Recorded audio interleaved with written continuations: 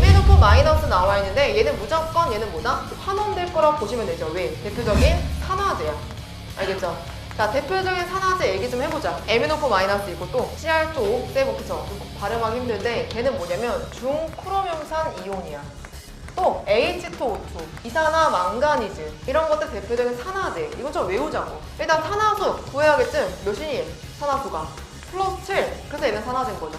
플러스 7이고 그 다음에 여기에 망간의 산화수가 플러스 2다. 그럼 얘는 입자 한 개당 얼마 감소? 마이너스 5만큼 감소를 한 거죠. 보나마나 수소와 산소는 건드릴 필요가 없어. 왜? H2도 없고 O2도 없고 H2, O2도 없기 때문에 수소와 산소는 건드릴 필요가 없다고 했죠. 그죠? 그럼 일단 보나마나 Cl 마이너스야. 그럼 마이너스일까 해서 얘가 0. 그죠? 근데 잘 봤더니 이런 거 주의하라고 했지. Cl2잖아. 어떻게 해야 돼? 바로 얘를 개수를 맞춰줘야 되죠.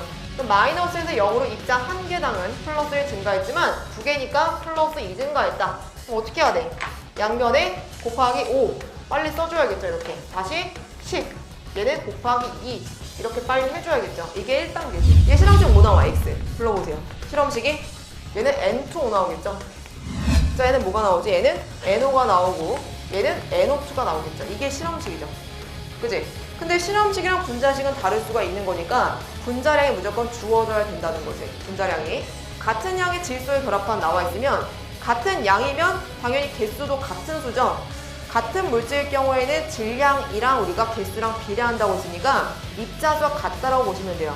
그럼 같은 입자수 N에 결합한 산소 원자수는 누가 더 많다? 산소 원자수는 X와 Y 중에 당연히 얘가 더 많겠지. 얘는 1대1, 2대1이니까. 같은 수로 봐야 되니까 질소를. 자, 디귿은 X와 Y 자체 같은 질량만큼 있을 때, 같은 질량이 있을 때, 즉 단위 질량당 1g당 이라고 표현할 수 있겠죠.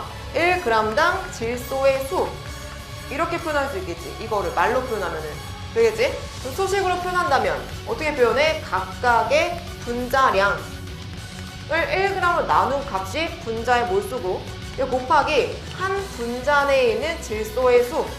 자, 이거를 곱해주면 나오는 건데 정확히 분자량을 누구밖에 모르니 여기에서는 Z밖에 몰라. 그냥 동일하게 실험식 양으로 나눠도 상관이 없는 거죠. 막대 그래프로 나와 있잖아. 좀 더 보기 쉽게. 만약 데이터로 1차, 2차, 3차, 4차 에너지 쭉 나와 있어. 그럴 경우는 갑자기 급증하는 구간은 어떻게 구해? 빼는 것보다는 뒤에서 앞을 나누는 게 더 정확한 거야. 작년 9평에 나왔던 문제인데 뭔지 아시죠? 나트륨, 칼륨이 있어. 그래프 형태로 나온 거야. 나와 있을 때 둘 중에 누가 나트륨이고 누가 칼륨이냐 이런 거 어떻게 우리가 알 수가 있다고 했죠? 증가하는 폭을 통해서도 누가 주기가 더 작은지 누가 주기가 더 큰지까지 알 수가 있다고 했죠. 둘 다 1차 이온화에서 2차로 둘 다 급증하는 거 동일하기 때문에 둘 다 1쪽의 것까지 구할 수가 있는데 누가 나트륨이고 누가 칼륨인지는 어떻게 구한다? 누가 더 크게 증가하는 그 진폭을 통해서 우리가 알 수가 있다고 했죠. 그거까지 같이 생각을 해줘야 돼. 어제 문제 풀면서 얘기했지만 우리가 파장 같은 것도 우리가 계산을 굳이 하지 말고 각각의 파장도 우리가 이렇게 그림을 그려서 한 번에 표현할 수가 있다라는 것도 얘기했었죠. 에너지도 우리가 에너지 준위 그래프를 그려서 우리가 한 번에 계산하자. 이런 내용도 1회에서 얘기했던 바야. 알겠죠? 그거 어제 했으니까 설명은 다시 안 할게요. NOF는 여러분 이렇게 되어 있는 거지? 이런 식으로. 그럼 비공유성이 있으니까 얘는 구분형이라고. 각도는 대략 120도야. 구분형인데 120도가 있을 수 있다. 평면삼각형만 120도가 있는 게 아니다. 얘기했었죠. 2번이 답이고요. A와 E의 수화물은 무극성 분자이다. A는 BH2 직선형 무극성 분자. 그 다음에 E는요. CH4 당연히 무극성 분자 되겠죠. 맞고. 4번 B와 D의 산화물에서 D의 산화수 양수이다. B와 D. B하고 D. OF2 당연히 O는 산화수가 플러스 2죠. 전기 물성도가 F보다 더 크니까. 5번은 B, C의 화합물을 액체상 전류가 된다. LIF 이온 결합 물질 당연히 액체 용융액이든지 수용액이든지 당연히 전류 통하죠. 보통 액체라고 하면 용융이죠. 근데 알겠죠? 잘 보세요. 여기 전체 합이랑 여기 합이랑 몇 배 차이 난다? 2배의 차이가 난다가 되는 거죠. 60 플러스 X 여기에 2배는 60 플러스 5X 이 부피가 나온다는 거야. 단위 부피는 같은 부피잖아. 그럼 전체 부피 화시키는 과정에서 얘가 전체 부피가 이거라면 얘 전체 부피는 이거의 2배가 되면 당연히 각각의 전체 부피도 2배가 돼야 되는 거지. 그죠? 그럼 여기서 X가 몇 나와? 20이 나온다는 거야. X가. 그럼 보시면 기억은 X는 그래서 40이 아니라 20이 내가 틀렸고 이유는 전체 요소 B는 구할 수가 있겠죠. 우리가 개수를 구할 수 있겠지. 60에 6개 있고 그 다음에 20에 2개 있으니까 이 개수비로 구할 수가 있겠죠. 되겠죠?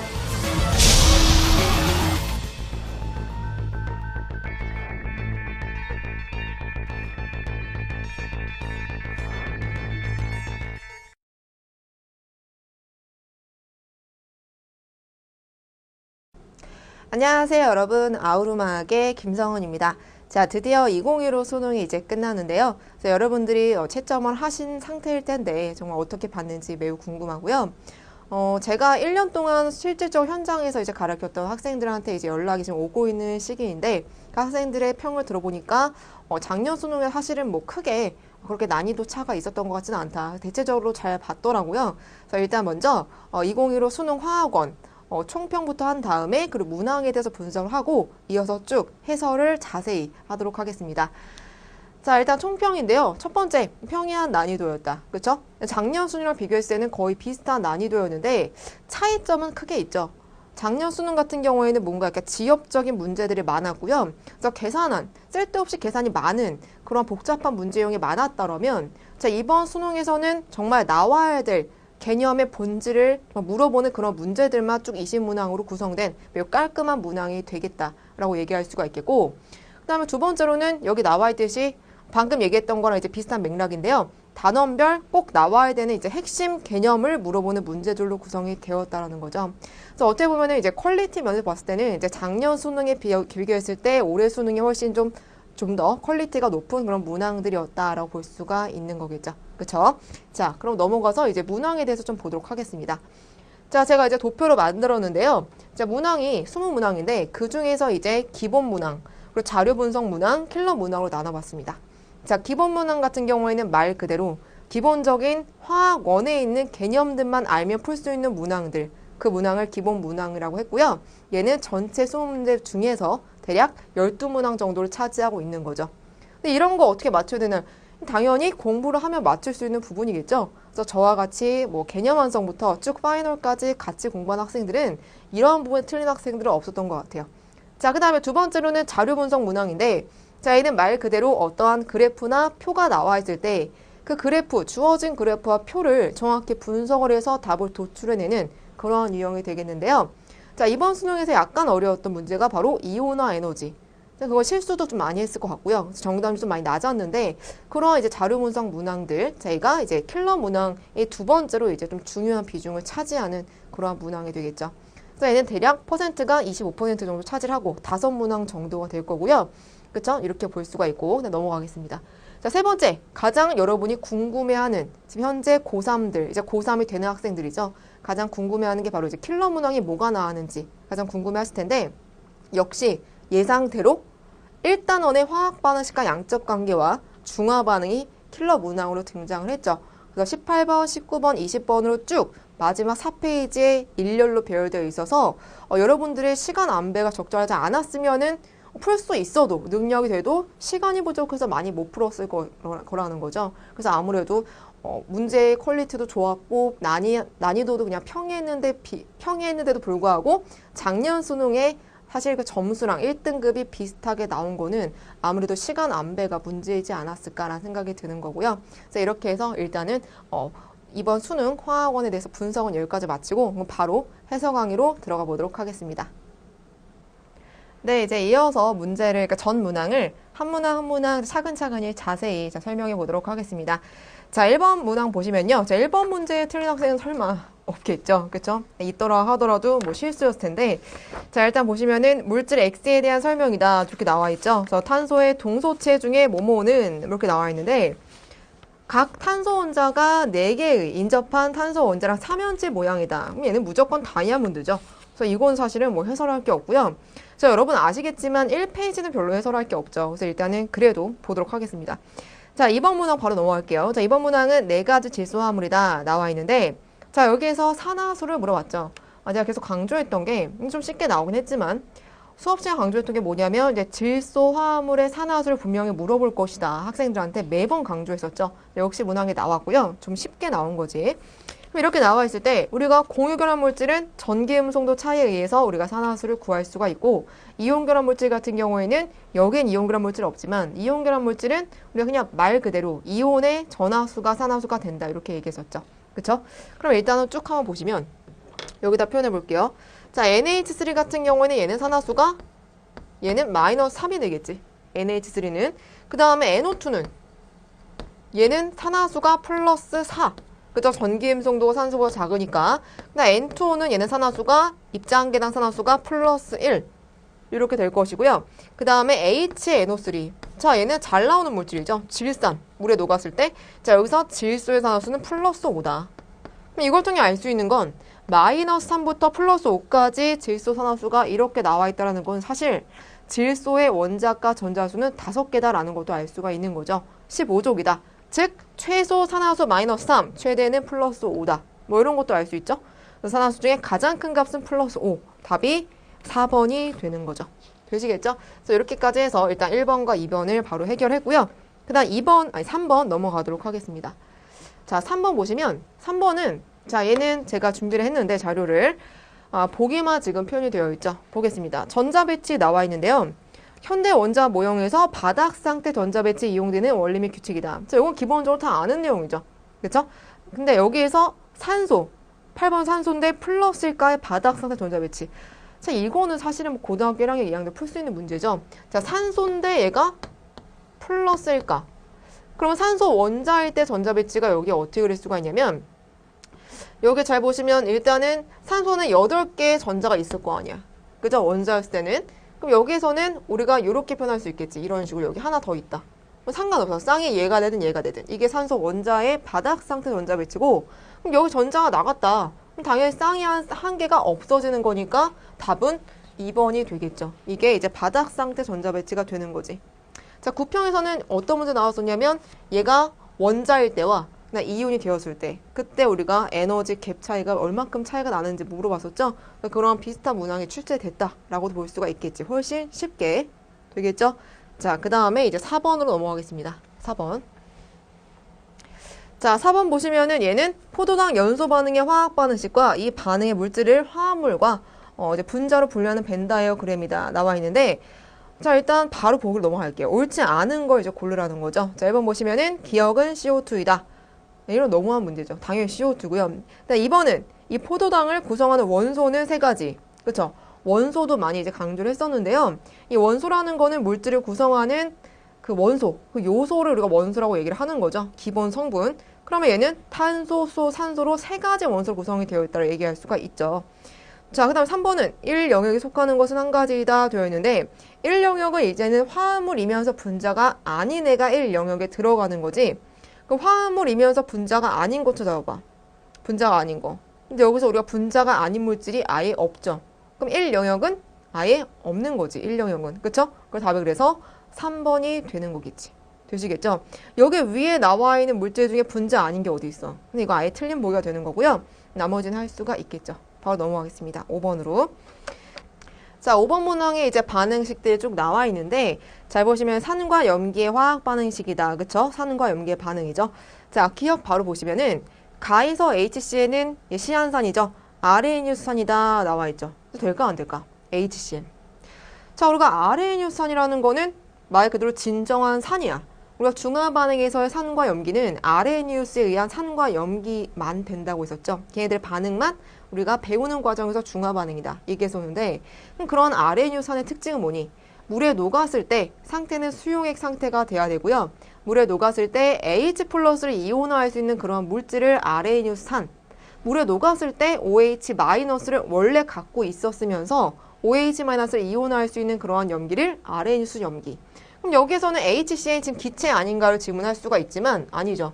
결과만 수용액이면 된다고 얘기했었지. 그쵸? 그러면 결과만 수용액이면 돼. 그럼 HCN이 물에 녹아서 수용액 상태에서 H 플러스를 누구한테 준 거야?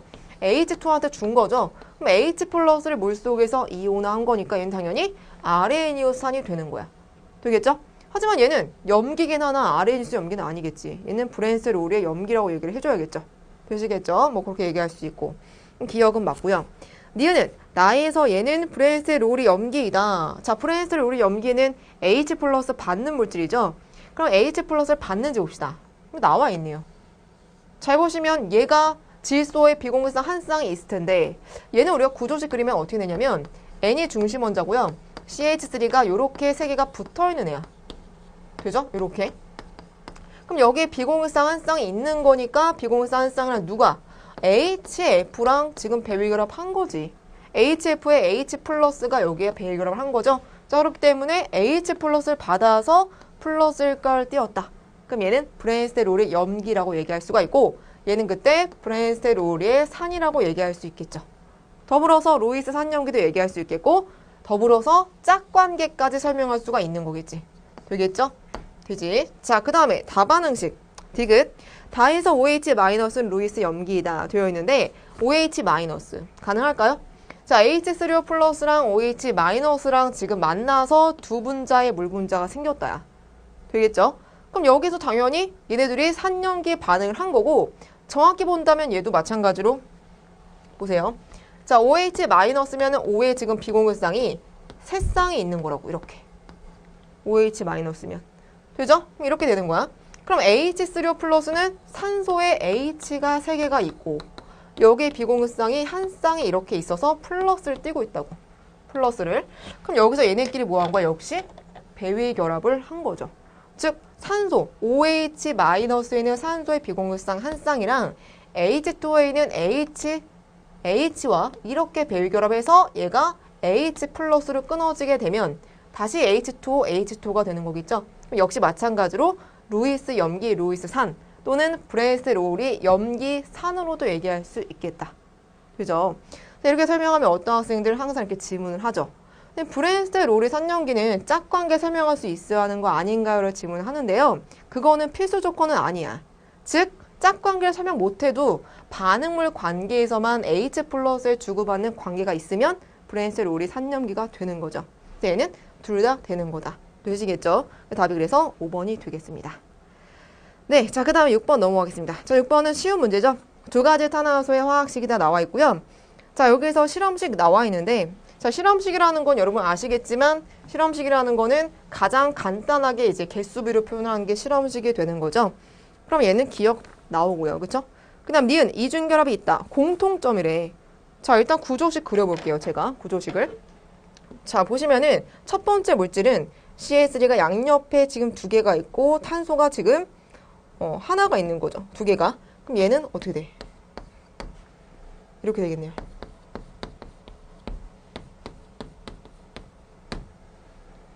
이렇게. 이렇게 되겠네. 그럼 얘를 이렇게 표현할 수 있겠다. 첫 번째 물질은 이렇게 지금 있는 물질이 되는 거고요. 양쪽에 CH3가 이렇게 있고. 두 번째는 H가 있으니까 얘는 이중결합이겠구나. 얘는 CH3, 그다음 H, 마찬가지로 H, 시스트랜스가 있는 그러한 기하 이성체가 있는 물질이 될 수가 있겠구나. 되겠죠? 그럼 여기서 일단은 니은은 이중결합이 있다. 얘만 있는 거지 얘는 없잖아. 그래서 얘는 안 되는 거고. 자, 그 다음에 디귿, 분자의 구조가 평면구조이다. 자, 평면구조 정의는 분자를 구성하는 모든 원자들이 동일한 평면에 와줘야 되는 거죠. 그럼 봤을 때 잘 보시면은 잘 봐. 여기에 지금 이 탄소랑 여기 삼중결합을 기준으로 여기 탄소, 그 다음에 여기 탄소, 결합되어 있는 이 탄소, 얘네끼리는 한 평면이겠죠. 하지만 H들이 평면이 아니야. 그럼 얘는 입체 구조야. 모든 원자가 한 평면에 와야 되니까. 이게 마찬가지죠. 자, 이렇게 노란색으로 표현한 것만 봐봐. 여기 탄소까지 결합되어 있는, 직접 결합되어 있는 탄소와 수소까지만 표현했을 때는 얘네는 한 평면이지. 하지만 여기 H들이 입체가 되겠죠. 그럼 얘도 전체가 입체 구조가 되는 거지. 되겠죠? 자, 그래서 기억만 정답이 되겠습니다. 가능하시겠죠? 저렇게 볼 수가 있고요. 바로 7번으로 넘어가도록 할게요. 자, 7번 보도록 하겠습니다. 7번. 네.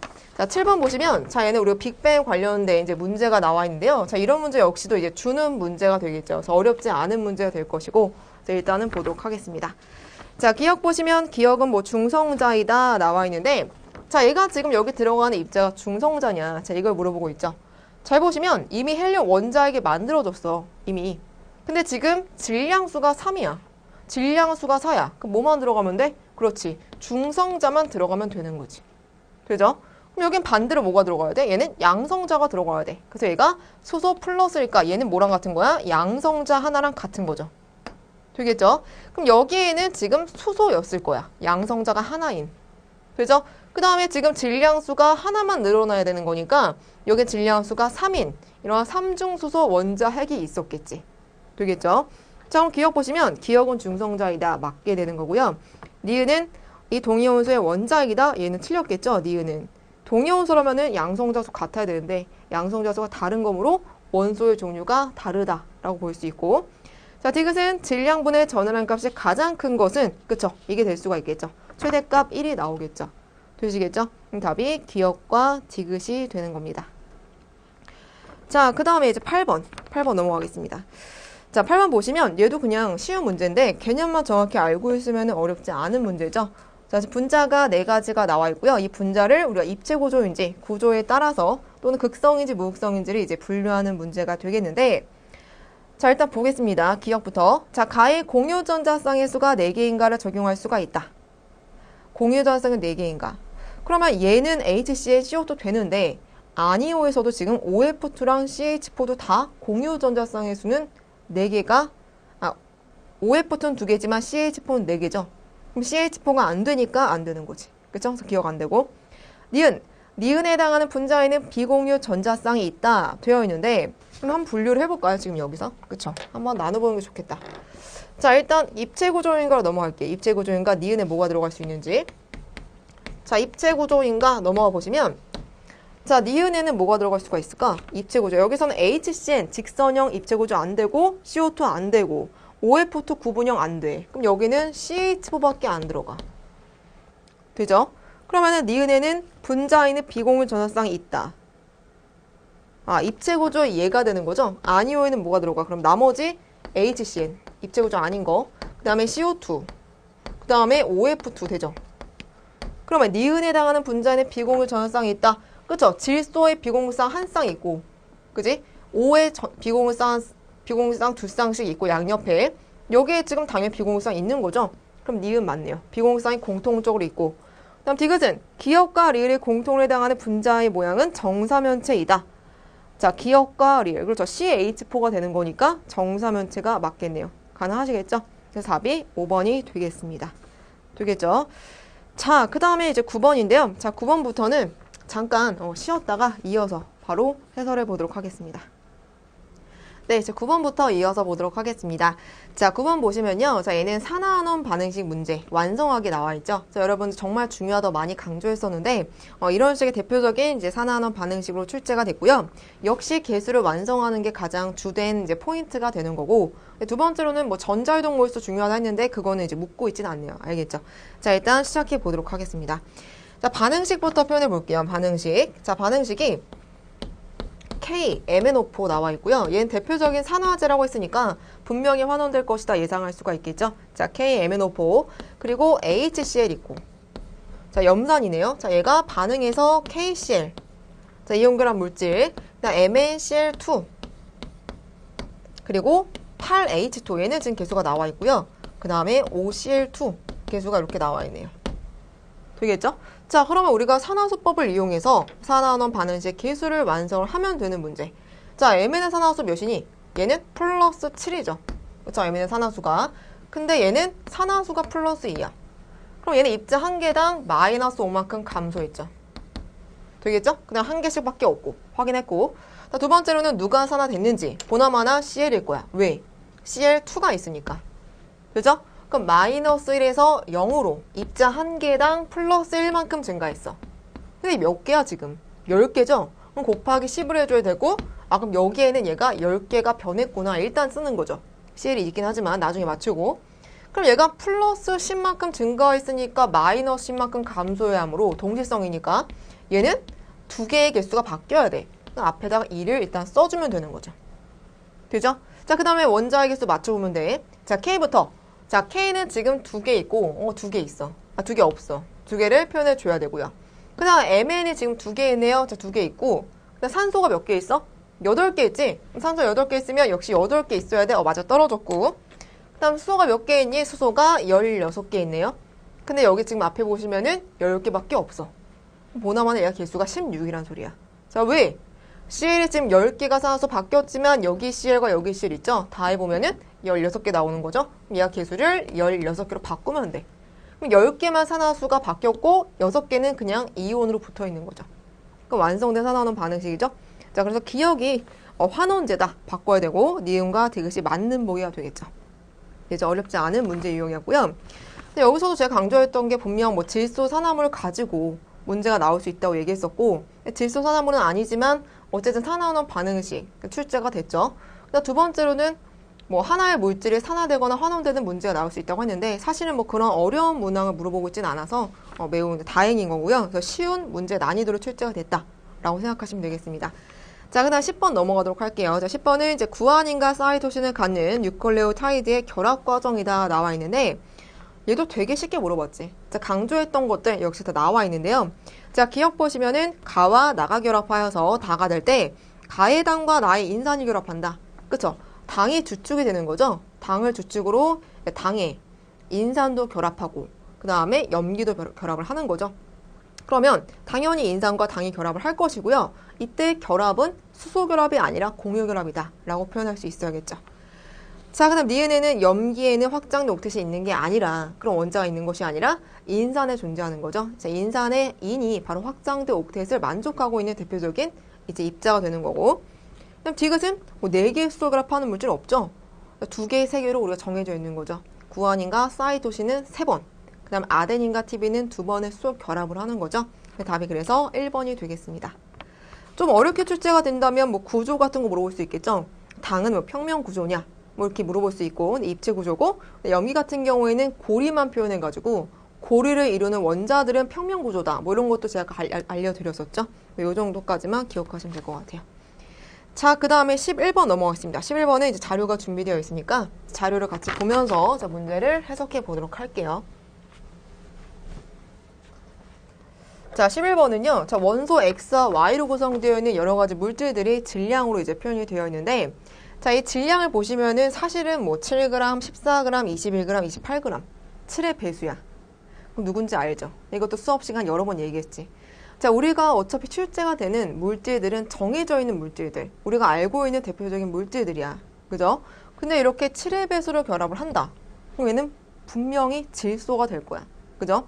그 다음에 자, 이렇게 8의 배수로 결합하는 물질, 원소, 당연히 산소 원소가 되겠죠. 뭐 이런 것들은 눈치챌 수가 있겠지. 자, 그러면 질소 산화물에 지금 몇 가지가 나온 거다라는 것도 바로 눈에 들어와야 돼. 되시겠죠? 근데 만약에 모른다는 과정에서 문제를 푼다면 어떻게 풀 수 있을까요? 자, 만약에 얘가 질소가 산소라는 거 모른다. 그럼 어떻게 해야 돼? 여기 데이터를 다 이용을 해줘야겠죠. 자, 일단 중요한 데이터가 나와 있는데 실험식과 분자식이 같다라는 거 나와 있고요. 그 다음에 X 원자수와 Y 원자수가 다에서는 같다라는 게 나와 있다고. 되죠? 그럼 여기서는 지금 분자 다를 구성하는 X와 Y의 원자의 수 같다라고 했으니까 그냥 어떻게 하면 될까요? 얘네들 21과 24 얘네들을 그냥 원자량이라고 놓고 우리가 약분해서 몰수비를 구하면 그게 실험식이면서 분자식이 되겠죠. 되겠죠? 자, 그렇게 되는 건데 우리가 알고 있으니까 바로 한번 가볼게요. 자, 지금 가 같은 경우에는 질소가 7g, 그 다음 산소가 16g이야. 그럼 우리가 뻔히 알죠? 자, 가 물질은 질소가 7g이고 그 다음에 산소가 16g이다. 그럼 몰수비 구하려면은 원자량을 나누면 되죠? 몇 대면 나오니? 1대 2 나오겠지. 그럼 얘는 뭐야? 가는 NO2야. 그런 식으로 나도 구하시면 나는 뭐가 나올까? 나는 N2O 나와. 그럼 다는 뭐 나와? 다는 NO가 나온다고. 실험식과 분자식 같다? 각각 이러한 물질이 되는 거겠지. 보시겠죠? 자, 보시면 기억부터 자, 분자량은 다가 가보다 크다. 자, 분자량, 이게 바로 분자식이니까 바로 분자량으로 볼 수가 있겠죠? 자, 분자량은 다가 가보다 크다. 아니죠. 가가 크고요. 그 다음 니은은 1g 속에 들어있는 분자의 몰수는 자, 이거 어떻게 구해야 돼? 뻔한 지문이죠. 1g 속의 분자의 몰수 1g 나누기 분자량으로 하면 되겠죠. 그럼 1g 나누기 분자량이야. 즉 1g 속의 분자의 몰수니까 분자량을 나눴을 때 분자의 몰수가 누가 더 많이 나오냐 이게 되는 거죠. 당연히 분자량이 작을수록 분자의 몰수는 더 많이 나올 거야. 되겠죠? 당연히 니은 맞고. 디귿은 1몰의 X와 결합하는, 이것도 많이 강조했는데 의미적으로 그냥 화학식을 통해 해석하라고 했죠. 1몰의 X와 결합하는 X의 원자수 같을 때 라고 해석하면 돼. 그럼 X의 원자수 같을 때, 질소 원자수와 같을 때, 그때 Y의 원자수, 결합하는 Y의 원자수의 비는 몇 대 몇? 1대 2가 되겠죠? 화학식 통해 바로 파악할 수 있다고. 그럼 디귿도 맞는 보기가 되겠죠? 되시겠죠? 어렵지 않겠죠? 자, 그 다음에 12번으로 넘어가겠습니다. 자, 12번은요. 자, 얘는 우리가 화학 반응식과 양적 관계 대표적인 이제 금속과 염산의 반응 나와 있는데요. 자, 얘는 우리가 주구장창 연습 많이 했었죠. 그렇죠? 이제 알루미늄 3가니까 얘는 2대 3. 뭐가 2대 3? 반응하는 금속의 몰수와 생성되는 수소기체 몰수비가 2대 3이다. 뭐 이런 걸 이용해서 결국 물어보고자 하는 거는 금속의 원자량이다. 이렇게까지 얘기했었는데, 그러면 그런 원자량을 구하기 위해서, 그죠? 또는 여기 나와 있는 것처럼 알루미늄의 양이 충분한 상태에서 알루미늄이 충분한 양의 염산과 반응했을 때 생성되는 수소기체 질량을 구하기 위해서 필요한 자료는 뭐냐? 뭐 이런 식으로도 우리가 문제를 연습 많이 했었죠? 그런 내용이 나와 있는 거죠. 보겠습니다. 자, 지금 나와 있는 거는 부피가 뭐 이렇게 있는 알루미늄 고체. 자, 알루미늄 고체 부피가 나와 있네요. 자, 얘 부피가 나와 있고요. 자, 부피가 나와 있고, 근데 충분한 양의 염산이랑 반응했을 때 생성되는 수소기체의 질량이야. 자, 발생한 수소기체 부피도 아닌 질량을 구하고 싶어. 되겠죠? 그럼 이때 필요한 자료는 뭘까? 이런 고민을 해보셔야 되는데, 자, 당연히 얘가 완벽하게 다 반응했을 거 아니야. 왜? 염산이 충분하니까. 그럼 얘는 완전히 다 반응했다고. 그럼 여기서 얘가 몇 몰 반응했는지 구하면 화학 반응식이 나와 있고 개수도 깔끔하게 나와 있으니까 화학 반응식의 개수비를 이용해서 얘가 몇 몰 생성됐는지 구해서 질량으로 바꿔주면 되는 거지. 되겠죠? 그러면 얘가 우리가 일단은 질량이 나와야 되는데 안 나와 있다고. 뭐만 나와 있어? 부피만 나와 있어. 그러면 여기에 어떻게 하면 돼? 알루미늄 밀도를 곱하면 알루미늄에 반응한 질량이 나와. 되겠죠? 그럼 반응한 질량을 어떻게 해야 돼? 몰수로 바꿔야 되는 거니까 알루미늄 질량에서 알루미늄의 원자량을 나눠. 그럼 반응한 알루미늄에 뭐가 나와? 몰수가 나와. 되겠죠? 그럼 이 몰수는 결국 생성된 수소기체 몰수를 구할 수 있겠죠. 이 몰수를 이용해서. 왜? 알루미늄과 반응한 알루미늄과 생성된 수소기체 몰수비가 몇 대 몇이야? 2대 3이다. 몰수비가. 요걸 이용하면 되는 거 아니야. 그죠? 그래서 화학 방식이 중요한 거고, 그 우리가 몰수를 구하면 얘 몰수 구할 수 있고, 이 몰수를 구하면 여기에다가 역시 H2의 몰 곱해 분자량을 곱하면 질량이 나오겠죠. 이런 식으로 뭐 흘러가는 거지. 그죠? 그래서 알아야 할 것이 밀도랑 원자량만 알면 되겠죠. 자, 기억은 안 돼. 기억은 왜? 언제 필요할까, 기억은? 기억은 수소기체 질량이 아니라 몰 구할 때 일정 온도, 일정 압력 조건에서의 부피, 생성된 부피를 구할 때는 몰 부피가 필요하겠죠. 그죠? 왜? 몰수로 바꾼 다음에 거기서 우리가 부피로 가려면은 몰 부피가 하나 더 필요한 거야. 근데 부피를 물어보는 게 아니라 질량을 물어봤기 때문에 몰 부피는 필요가 없는 거겠죠. 답이 그래서 니은과 디귿이 되는 거죠. 되시겠죠? 자, 어렵지 않죠? 자, 볼 수가 있고요. 자, 그 다음에 이제 13번으로 넘어가도록 하겠습니다. 13번. 자, 13번도, 자, 그냥 어려운 문제는 아니었죠? 아직 어려운 문제는 없고요. 자, 일단은, 맞춰보도록 하겠습니다. 역시. 자, 여기 지금 A, B, C, D, E 나와 있는데, 뻔하죠, 누군지는. 바로 우리 한눈에 알 수 있는데요. 뭐, A는 H고, 그죠? 자, 얘는 H고요. 그다음 얘는 누구야? 얘가 나트륨, 얘가 마그네슘. 그죠? 자, 얘는 누구? 얘는 2주기 14조기니까 탄소. 그다음 얘는 산소. 얘는 누구야? 얘는 플로린 되는 거죠. 그죠? 그럼 화학식 쭉 나와 있고, 그죠? 그럼 화합물 누구누구인지 우리가 어떤 결합 물질인지까지 맞출 수 있겠네요. 자, AD다. 그럼 AD니까 누구야? HF네요. 그럼 얘는 HF고. 되겠죠? 나물질은 A2C야. 그럼 H2C니까 얘가 O야. 알겠죠? 그럼 H2O가 되고. 그 다음에 얘는 BD4다. BD4니까 얘는 C. D니까 F네요. 그러면 얘는 CF4. 그럼 얘는 EXTY가 나와 있네. 그럼 E가 누구니? E가 지금 마그네슘이고요. D는 누구야? D는 F야. 그럼 이거는 분명히 공유결합 물질이 아닌 이온결합 물질일 거야. 그럼 이온결합 물질에서는 어떻게 결합하니? 얘가 플러스 2가고 F가 마이너스 1가니까 몇 대 몇으로 결합해? 얘네가 개수비가 1대 2로 결합할 거 아니야. 그죠?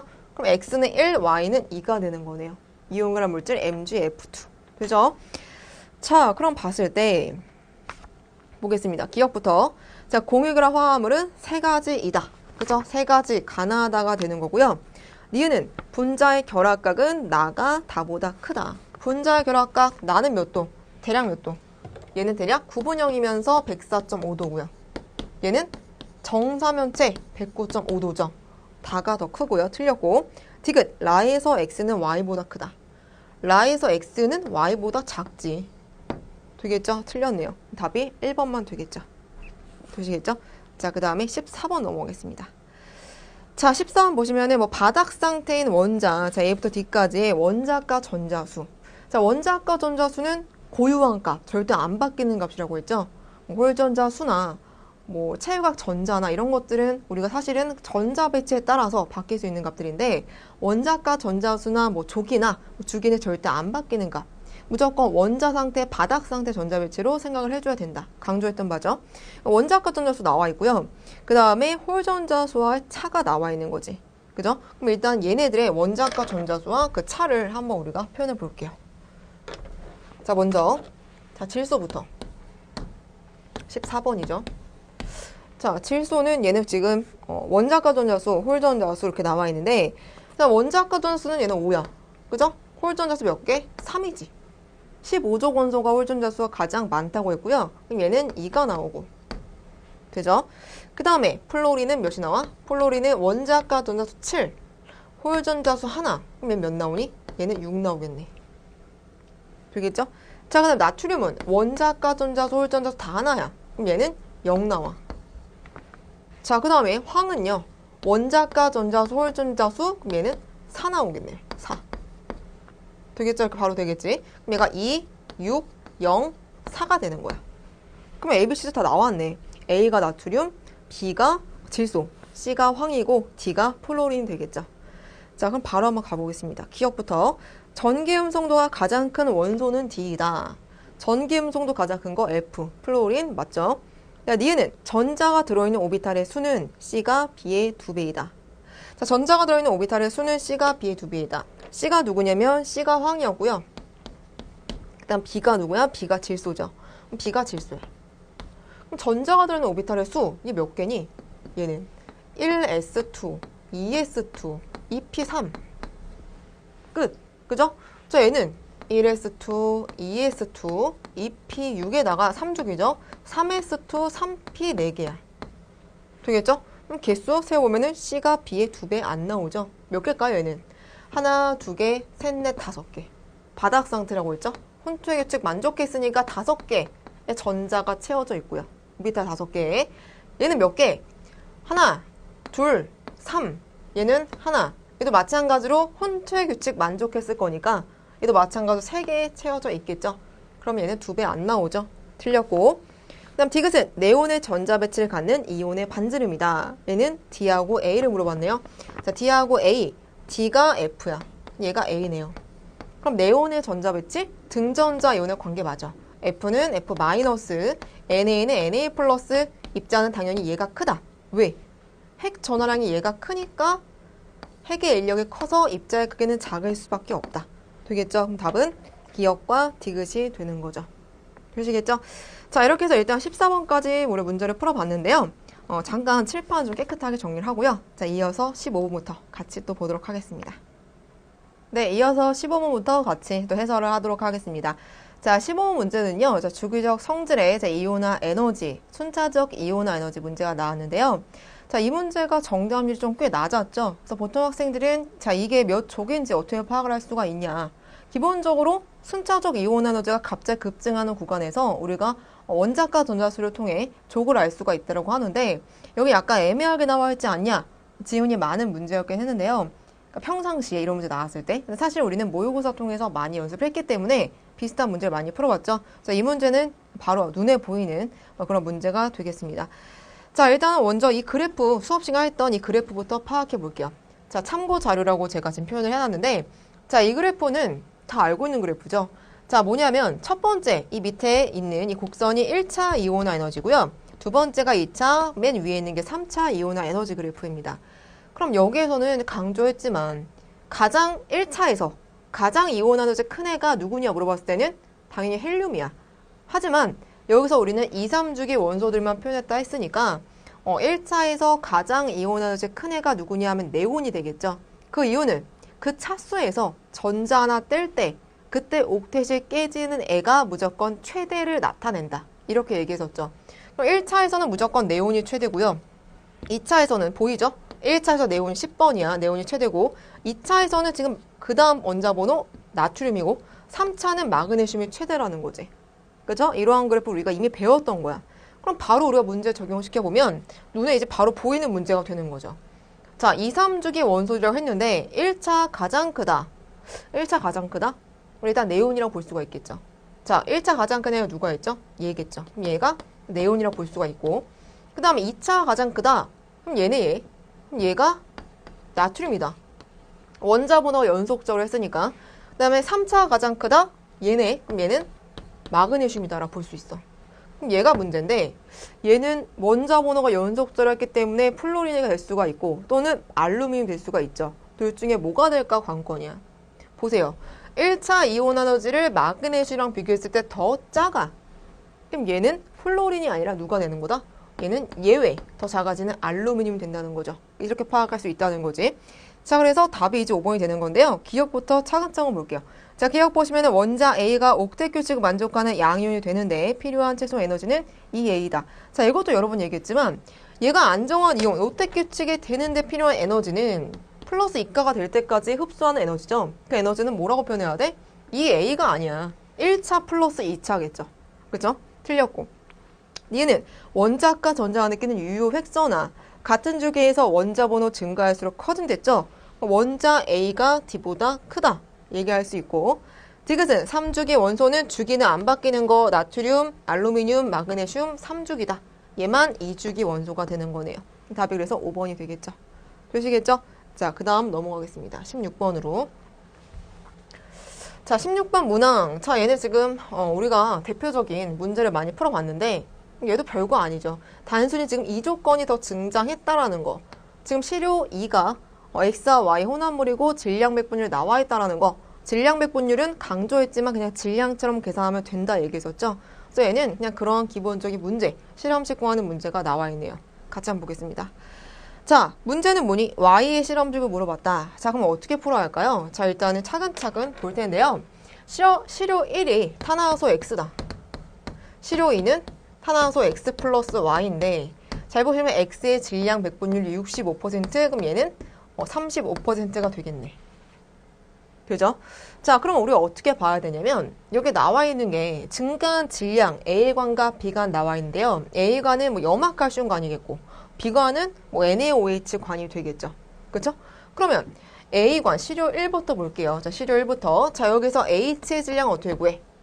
시료 1에서 지금 증가한 관의 질량 A관을 이용을 해야겠죠? 질량이 18mg인데 얘가 질량 백분율이 몇이야? 9분의 1이지. 그죠? 그럼 2mg이네. 그죠? 자, 그 다음에 탄소의 질량 백분율은 몇이야? B관이 88이야. 탄화수라고 했고 88이니까 질량 백분율 곱해 탄소의 질량 백분율. 그럼 몇 나와? 24mg 나와. 되겠죠? 그럼 여기서 우리가 원자량으로 나눠. 몇 대면? 1대1. 그럼 시료 X의 실험식은 뭐다 얘는? 시료 X는 실험식이 CH다. 라는 거 일단 구했어. 되겠죠? 자, 그 다음 시료 2가 문제. 자, 시료 2는 시료 X 플러스 Y인데 자, 이거 잘 보시면 질량 백분율 다시 한번 써볼게요. 얘가 65, 얘가 35야. 그러면 여기 지금 보시면 증가한 질량을 봤더니 시료 2에서 H2의 질량은 몇으로 나왔냐면은 18. 그 다음 CO2의 질량은 몇? 66이 나왔다고. 여기서 일단 수소와 탄소 질량을 구해보면 역시 9분의 1, 그럼 2mg. 역시 44분의 12, 그럼 몇 나오죠? 2분의 3, 2, 6, 18 이렇게 나와. 되겠죠? 그럼 총 질량은 탄화수소의 질량은 총 질량은 20이야. 되겠지? 그럼 총 질량이 20인데 그 중에서 지금 X는 65%, Y는 35%래. 되나요? 그러면 X의 질량을 뽑아내보자. 총 질량이 20인데 그 중에 100분의 65가 X의 질량이야. 그럼 몇 나올까요? 이제 5로 약분하면은 얘는 13mg. 이게 X의 질량이야. 그럼 Y의 질량은 총 20이었죠? 그럼 얘는 몇이야 질량이? 얘는 7mg이 나오겠네요. 7mg. 이렇게. 그러면 좀 더 살펴보시면 여기 아까 X의 실험식이 CH라고 했어. 1대1로 결합한다는 거죠.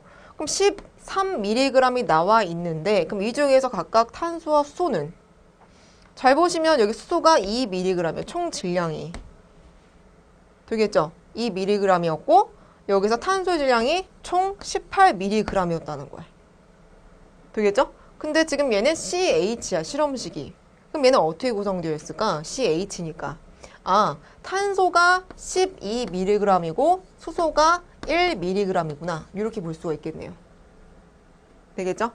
그럼 여기서는 우리가 또 알 수 있는 게, 그럼 여기 2mg 중에 1mg이 지금 누구? X에 포함된 수소의 질량이니까 Y는 역시 7 중에 1mg이 누구?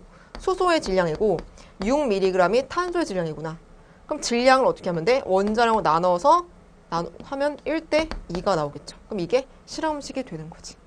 되겠죠? 이렇게 구하시면 돼요. 그래서 CH2가 나오는구나. 되겠죠? 자, 이렇게 해서 해결할 수가 있었고요. 그래서 어렵지 않은 문제예요, 사실은. 자, 그 다음에 17번으로 넘어가겠습니다. 17번. 자, 17번. 자, 17번은 문제가, 제가 자료를 준비를 하지 않았네요. 이거는 간단한 문제니까요. 자, 여기다 쓰면서 이제 풀어보도록 하겠습니다. 자, 17번 보시면 얘도요, 정말 수업 시간 내내 너무나도 많이 강조했던 내용이죠. 개념 완성 때부터 파이널까지 계속 강조했던 내용이야. 제 수업을 들으셨는데 이걸 틀렸다. 너무한 거죠, 진짜. 그쵸? 자, 일단 같이 풀어볼게요. 자, 수소 원자의 선 스펙트럼에서 가시광선 영역을 나타낸 것이다. 나와 있는데, 자, 간단하게 표현해 볼게요, 여기. 여기에서 얘가 지금 끝이 410이야. 410이고요. 여기 선이 이렇게 나와 있고, 이렇게 되어 있어. 근데 마지막에 656이야. 그럼 이거는 바로 툭 치면 쭉 나올 수 있는 거죠. 656. 정말 많이 강조했는데 얘는 어디에서 어디? 656? 3에서 2. 410. 여기서 어디? 6에서 2. 너무나 많이 강조했던 내용이야. 자, 이걸 어떻게 하냐면 사실은 656, 3에서 2 외우라고 했고 그다음 무한대에서 2가 몇이다? 366이다. 그럼 366이 아니니까 얘는 어떻게 세야 돼? 여기서부터 한 칸씩 늘려가라. 그럼 얘가 3에서 2니까 얘는 4에서 2고 5에서 2니까 얘는 6에서 2다. 410이다 그게. 그렇게 얘기했던 바죠. 되겠죠? 그럼 이런 내용을 알면 쉽게 우리가 풀 수 있는 문제. 더군다나 에너지 값도 외우라고 했지. 그죠? 공식도 나와 있고요. 일단 바로 보기로 넘어갈게요. 기억부터. 410 나노미터 라이먼 계열. 자, 이거는 뭐 코웃음 치고 넘어가야 되죠. 라이먼 계열은 자외선 아니야. 발머 계열이죠. 가시광선이니까. 기억은 뭐 헷갈릴 것도 없고 틀렸고. 니은은 3p 오비탈엔 전자가 있는 수소 원자가 이온화 될 때 이온화 된다는 거는 무한대 전자 껍질로 이동한다는 거죠. 그럼 이거를 헷갈리지 않게 표현을 해봐. 어쨌든 뭐 수소니까 3p든 3s든 상관이 없죠. N이 3에서 무한대로 갈 때 흡수하는 에너지 얘랑 그 다음에 656 나노미터 선에 해당하는 에너지 값 656은 어디야? 656은 얘는 얘기했지만 2에서 3 3에서 2 똑같은 거죠. 에너지 값은 스칼라니까. 그럼 여기서 누가 크냐 이걸 지금 물어보는 거 아니야. 계산해주면 되죠. 일단 얘가 더 큰데 계산해주면 여기 나와 있는 식을 이용해주면 되겠죠. 자, 얘는 2에는 마이너스 n제곱분의 k를 이용한다면 몇이 나와 얘는? 풀어봅시다. 2에는 마이너스 n제곱분의 k로 계산한다면 자, 얘는 9분의 k 마이너스 플러스 4분의 k 그 뭐 나와? 36분의 5k 이렇게 나오고요. 자, 얘는 어차피 0이잖아. 그죠? 0인데 0 마이너스 그 플러스죠. 플러스 9분의 k 이렇게 나올 거 아니야. 그럼 4를 곱하면 4. 그럼 누가 커? 얘가 크네. 36분의 5k. 얘가 크다라는 거 알 수 있네요. 니은 맞았고요. 그 다음에 디귿은 2에서 4로 전자가 전이될 때 흡수한 에너지는 역시 구해주면 되겠죠. 그럼 역시 그것도 20분의 27배 이게 나오는 거지. 그래서 계산하는 그런 문제다. 어렵지 않은 문제. 자, 바로 넘어가도 되겠죠? 넘어갈게요. 18번으로. 역시 강조했던 게 다 나왔기 때문에 문제가 어렵지 않았을 거라 생각이 듭니다. 자, 그 다음 18번 바로 넘어가겠습니다. 이게 좀 약간 변별력이 있는 양적 관계에서 어려운 문제로 등장한 게 바로 이 문제죠. 자, 이 문제는 사실은 자 이렇게 나와 있는 문제는 화학2 문제랑 많이 흡사한데 화학2에서도 여러분 기체 단원 있는 거 혹시 아세요? 기체 단원의 문제예요, 사실 이게. 근데 그거를 이제 화학 원스럽게 변형한 문제다. 사실은요. 수능 완성에도 이런 문제 많이 있었고 충분히 이것도 연습했으니까. 그쵸?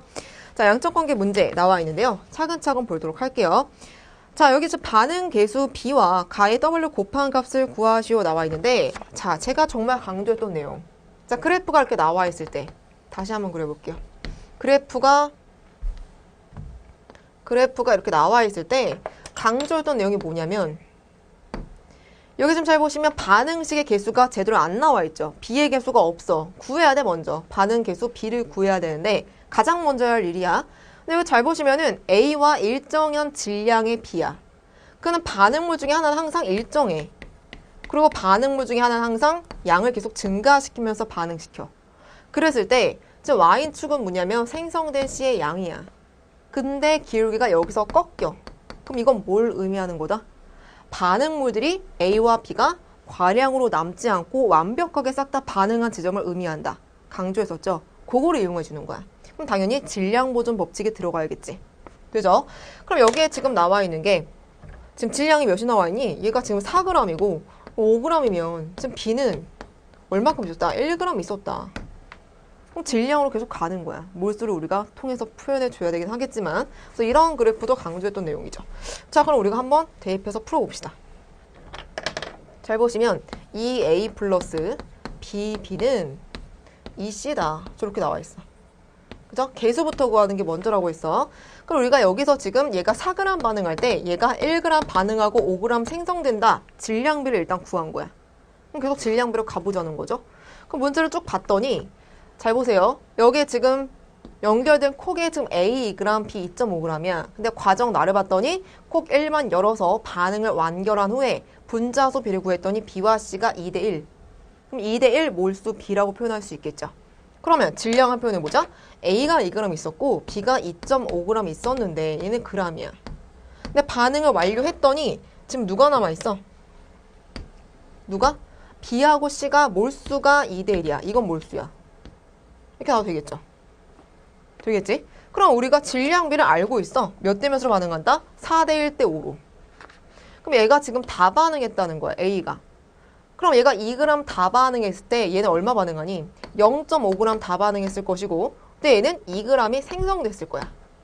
2.5g이 생성됐을 거야. 되겠죠? 얘는 질량이지 또.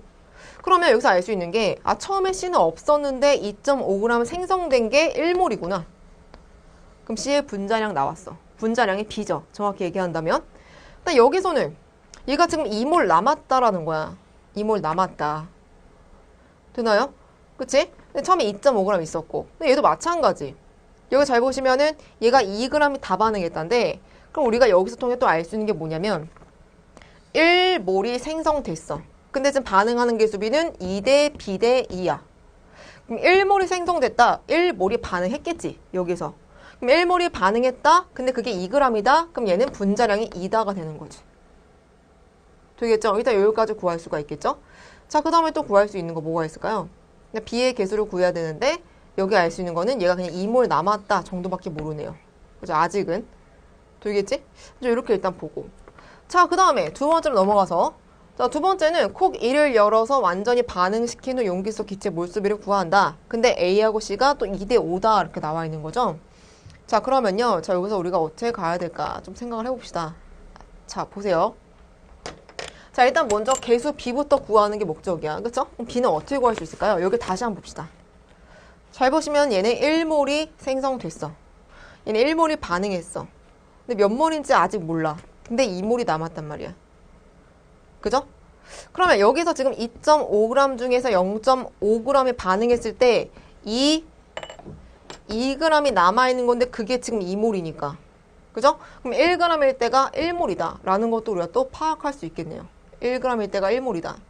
그러면 1g일 때가 1몰이니까 1g일 때 1몰이니까 B의 분자량을 1이라고 표현을 하시고 아까 A 분자량은 2라고 했죠? C의 분자량은 2.5라고 했어요. 일단 이게 분자량 B야. 그럼 여기서 0.5g이면 얘는 몇 몰 반응한 거야? 1g일 때가 1몰이니까 얘는 0.5몰 반응한 거네. 되겠죠? 그럼 0.5몰 반응했어. 그럼 결국 1몰, 0.5몰, 1몰 생성됐으니까 B는 결국 2대 1대 2, 1이 된다는 거지. 여기까지 구했네요. 그럼 이거를 우리가 실험 두 번째 과정 다에다가 집어넣어서 구해주면 되겠네. 되죠? 네, 일단은 먼저 B가 1이다라는 거 구했어. 되지? 넘어갈게요. 자, 그럼 다시 반을 써보자. 자, 2A 플러스 B는 2C다. 잘 썼고요. 그럼 여기서 우리가 두 번째 과정 다를 이제 보셔야 되는데, 자, 과정 다에 뭐라고 나와있냐면은 얘가 콕 2를 열어서 반응을 완결시키는 용기 속 기체 몰수비야. 그럼 우리가 여기랑 연결시켜줘야 돼. 여기랑 연결시켜줘야 돼. 여기랑. 그럼 여기 나와 있는 게 얘가 2몰 있고 1몰 있었어. 그럼 여기다 쓰자. 2몰 있었고 1몰 있었어. 그치? 1몰 있었고 여기에 얘가 Wg만큼 더 들어가. 그러면 이걸 질량으로 그냥 표현하자. 얘가 Wg이니까. 그럼 질량을 표현한다면 분자량 B가 2대 1대 2.5라고 했으니까요. 얘가 2몰이면은 2g 똑같네. 근데 얘는 1몰이니까 2.5g이네. 되겠죠? 그럼 반응한 후에 결과가 A와 C의 몰수비가 2대 5. A와 C의 몰수비가 2대 5야. A와 C의 몰수비가 2대 5다. 되겠죠? 자, 이건 또 몰수야. 그럼 얘가 또 다 반응했다는 거네. 그죠? 그럼 2g이 다 반응했다라는 거는 2몰이 다 반응했다야. 분자량이 1이니까. 그럼 얘는 얼마 반응해? 4몰이 다 반응했고요. 얘는 그때 4몰이 생성되는 거야. 되죠? 그러니까 얘가 지금 1몰이 맞잖아. 그러니까 결국 5몰이 되는 거지. 그럼 얘는 결국 W라는 건 뭐지?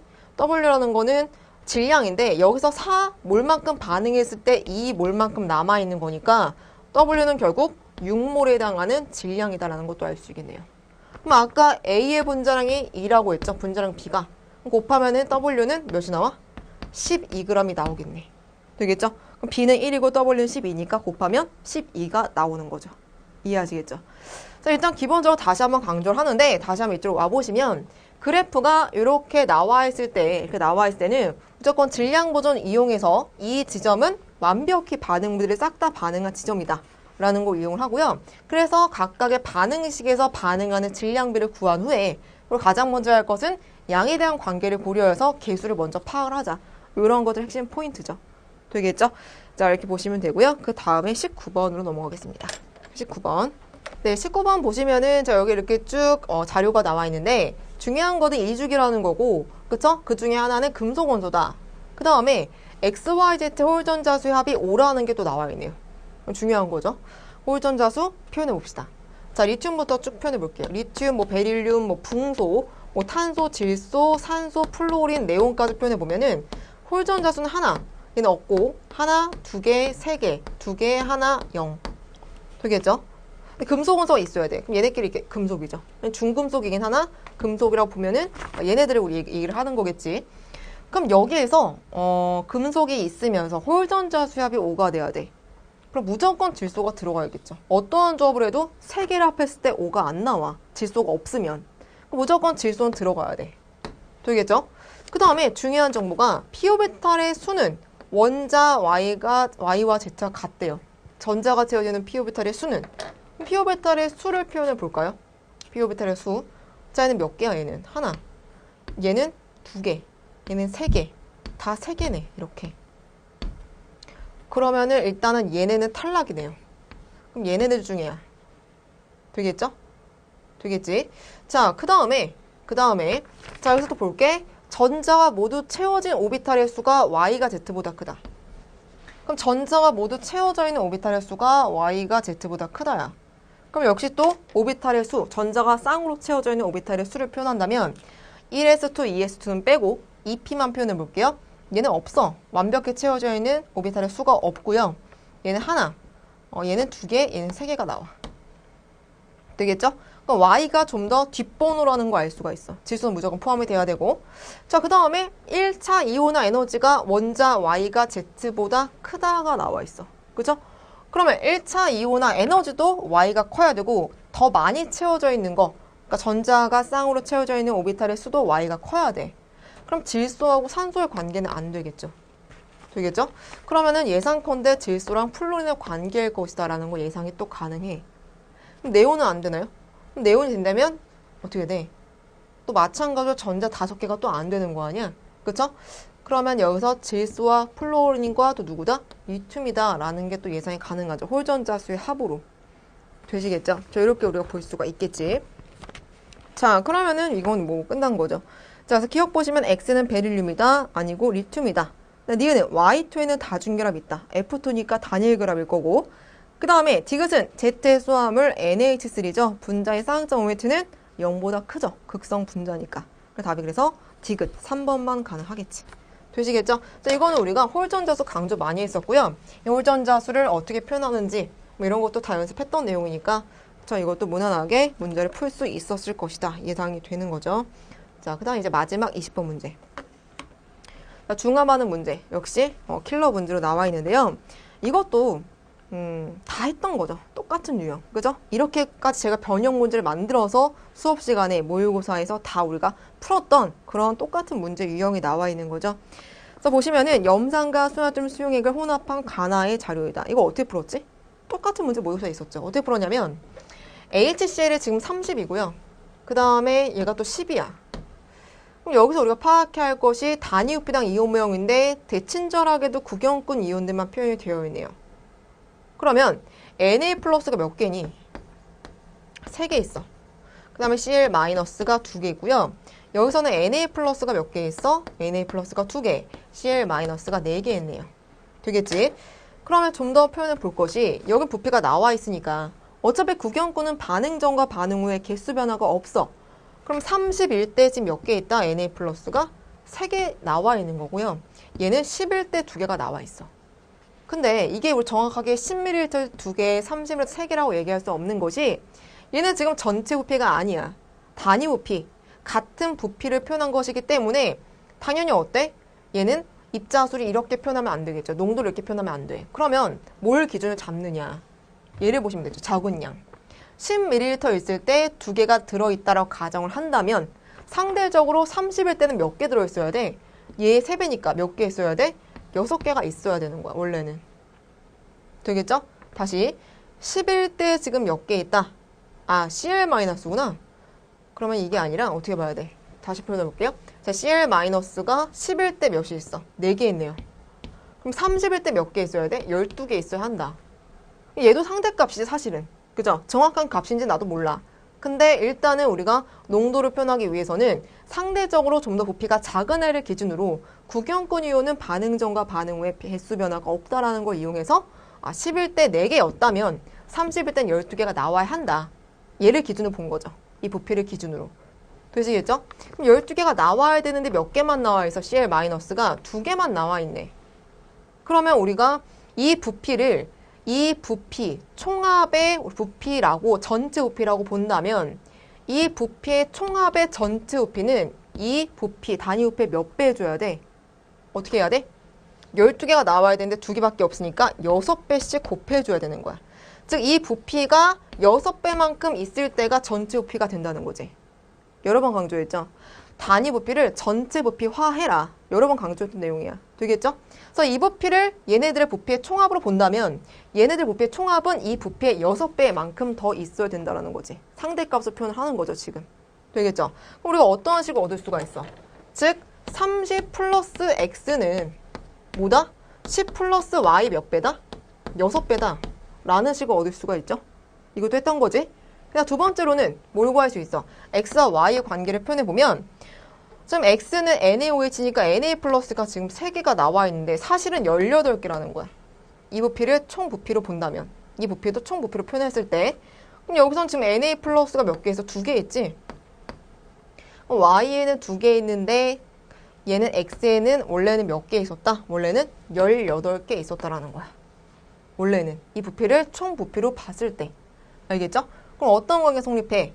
y랑 x는 몇 배 차이다? 9배 차이다라는 게 성립하겠죠? 그럼 9y는 뭐야? x다라는 또 식이 나오겠지. 되겠죠? 그럼 여기서 우리가 x를 구해낼 수가 있다라는 거죠. 자, x 몇 나올까요? 자, 우리 구해주면은 30 플러스 x 얘는 60 플러스 6y 되겠죠? 그럼 여기에서 6y는 마이너스 x는 얘는 몇 나온다? 이렇게 이해해보자. 30 x 플러스 6y 이렇게 나오겠죠? 그럼 여기서 x는 9y 대입을 하자. x에다 9y를. 그럼 결국 3y는 빼니까 30이다. 그럼 y는 10이야. 되겠죠? 그럼 y가 10이면은 x는 뭐야? 90이 나오는 거지. 되겠죠? 그러면 기억이 틀린 보기가 되는 거죠. 이렇게 구하는 거죠. 단위 부피를 전체 부피화해라. 여러분 얘기했죠? 그다음 니은은 같은 부피의 HCl과 NaOH를 혼합한 용액은 산성이다. 그럼 농도를 왜 구하는 거 아니야? 같은 부피의 HCl과 NaOH다. 그럼 우리가 부피를 구했죠? 지금 x가 몇이었어? x가 90이었어.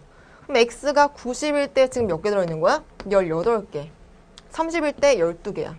되겠죠? 그럼 같은 부피라고 치면 얘를 30으로 감소시키면 얘는 몇 개야? 3으로 나누면 6이겠죠. 그럼 당연히 산성이 나오겠지. H 플러스 많으니까.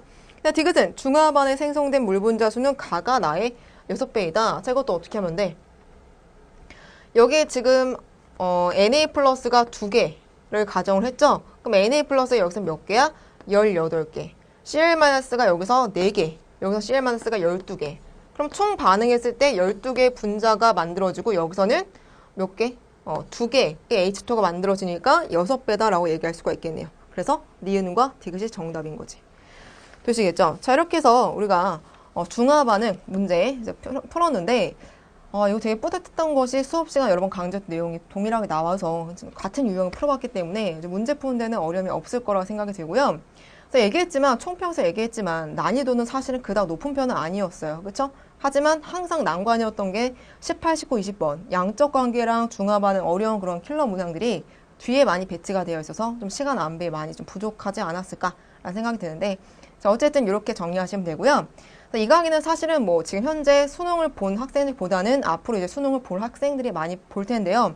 이런 것들이 수능에서 중요하게 다뤄지는 거구나 라는 거를 이제 잘 학습해 놓으신 후에 이제 개념 완성부터 같이 차근차근 이제 공부하면 될 것 같아요. 그래서 간단하게 저희 커리큘럼 잠깐 보도록 하겠습니다.